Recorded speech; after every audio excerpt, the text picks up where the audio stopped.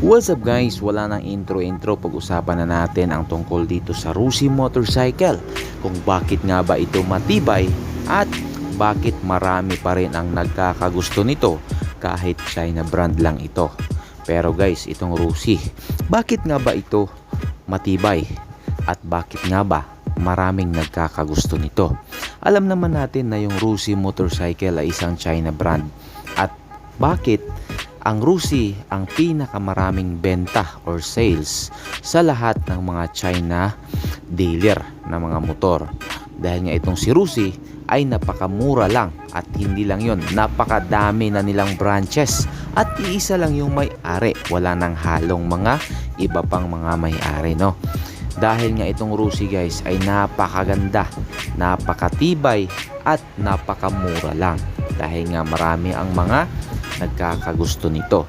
Alam naman natin na si Rusi ay pangmasa lang talaga yung presyo niya at maraming mga model ang mga napakatibay at napakagandang gamitin, lalong lalo na yung mga panghabal-habal nila, yung TC125, 150 at 175. Alam naman natin na ito yung mga kinakargahan ng mga mabibigat na karga doon sa Mindanao. At hindi lang yun, ginagawa pa nilang pangpasada dahil nga napakagandang gamitin ito at low maintenance lang din siya.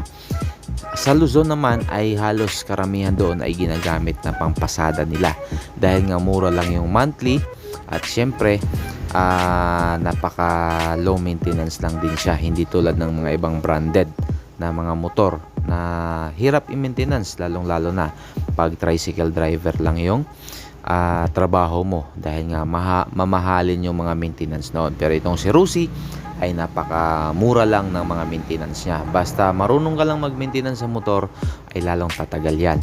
At syempre guys, itong si Rusi ay talagang maraming nagkakagusto, no? Dahil nga sa kanilang management.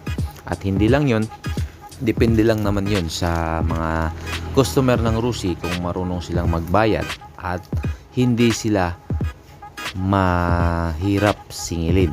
Alam naman natin na tayo ay minsan konti lang yung income natin, kaya minsan nagkakaroon tayo ng aberya sa pagbabayad. Pero si Rusi, sabi nga nila ay sabot-sabot lang. Kaya guys, ano pang hinihintay nyo? Mag-Rusi na kayo. At syempre, sa mga bago pa lang dyan sa ating YouTube channel ay huwag kalimutang mag-subscribe dito.